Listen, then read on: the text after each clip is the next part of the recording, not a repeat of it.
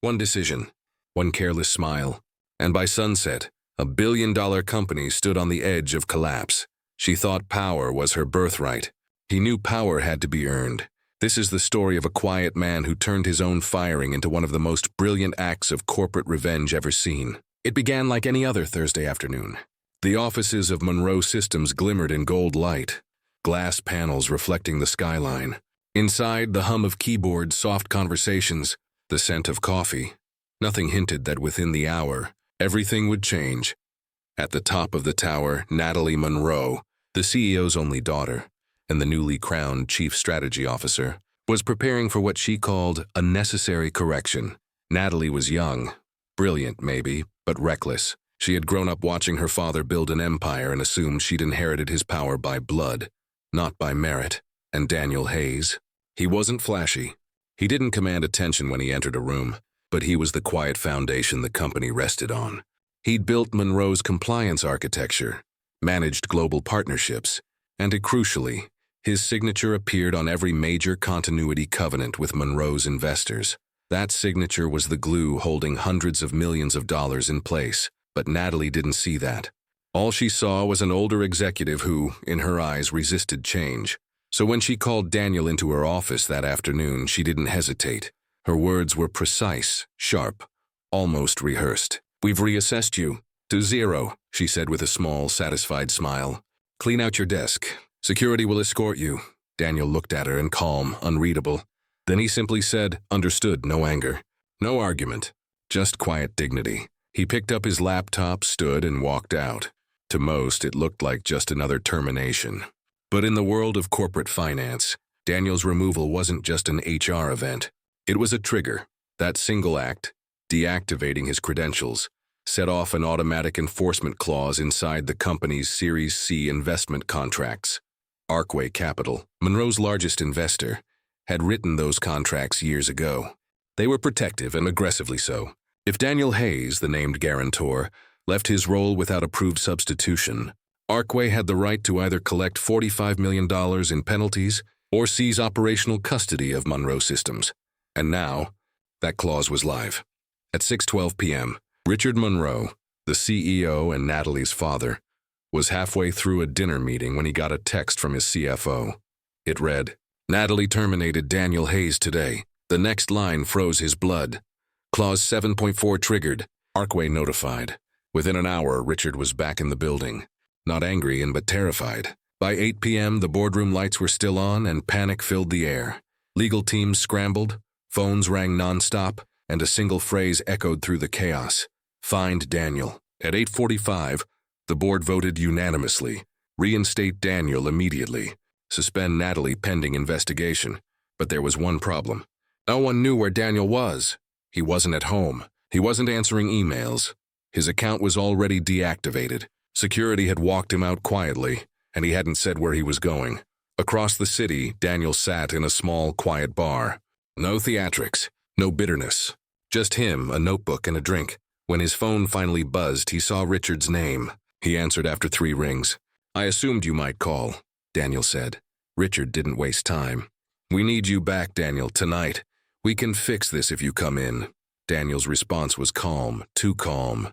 "I'll come," he said, "but under conditions." Those words hit Richard like a hammer, because for the first time Daniel Hayes had leverage. They met that night in a neutral office, a conference room at a law firm downtown.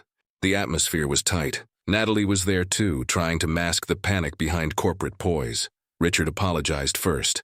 He tried to explain. Daniel listened, unmoving. Then he spoke slowly. "You can't unring a bell, Richard. Arkway's clause is active. The auditors have already sent notices to the bondholders. The damage is real, silence."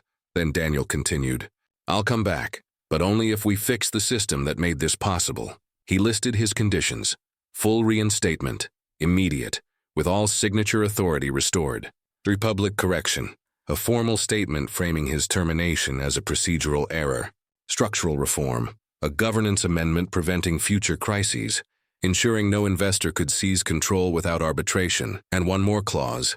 Natalie would be barred from all compliance and investor-related duties until further notice. The board didn't like it, but they had no other choice. At midnight, after hours of negotiation, the CEO called Arkway. He confirmed Daniel's reinstatement and requested a 48-hour grace period for remediation. Arkway agreed, reluctantly. Their man Elliot Crane wasn't pleased, but he was pragmatic. Daniel's presence guaranteed stability, at least for now. By dawn, Daniel's ID badge was reactivated. He walked back into the building he'd been escorted out of just a day earlier. No applause. No attention. Just quiet stares. Natalie watched from her office, suspended, humiliated.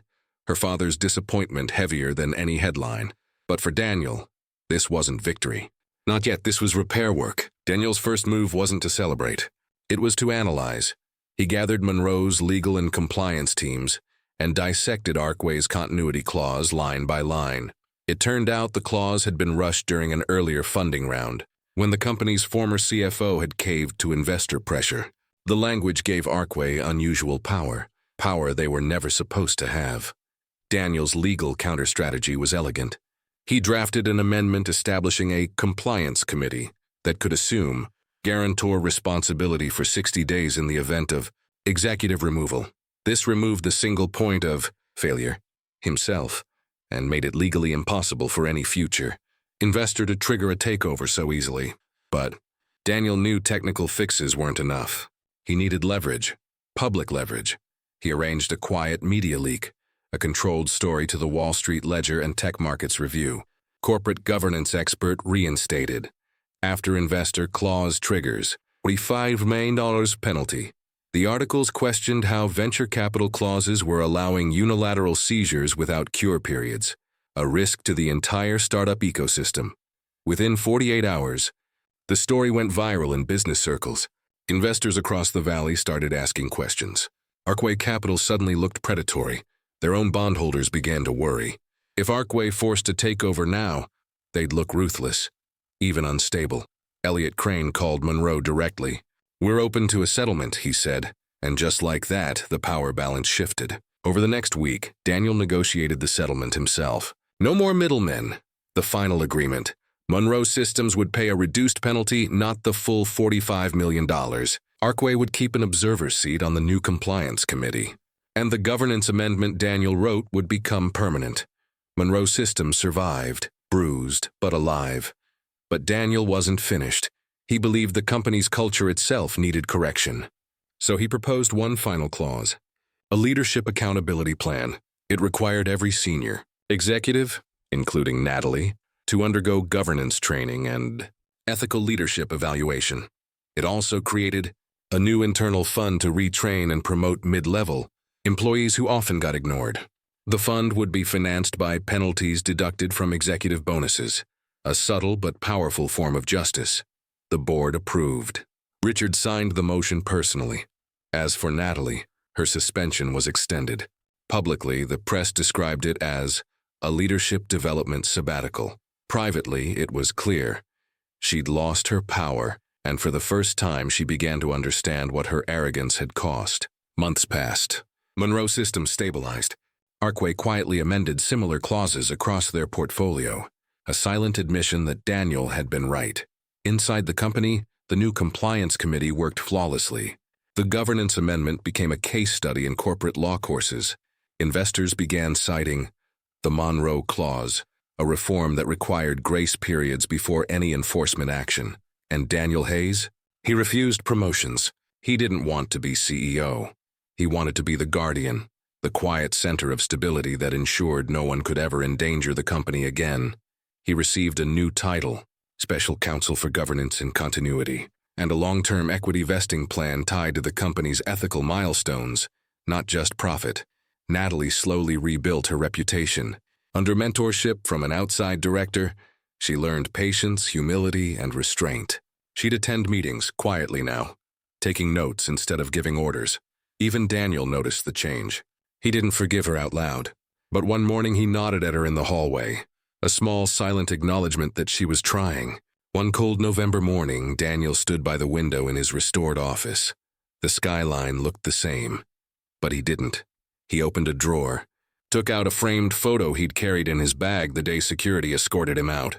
It was of his sister's children, the reason he worked so hard. He placed it back on the windowsill, and for the first time in months, smiled. It wasn't triumph, it was peace. Because Daniel Hayes hadn't sought destruction. He'd sought restoration, to restore respect, balance, and accountability in a world that too often confused arrogance for strength.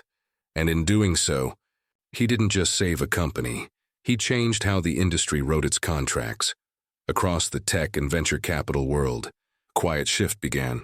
No more seizure without cure.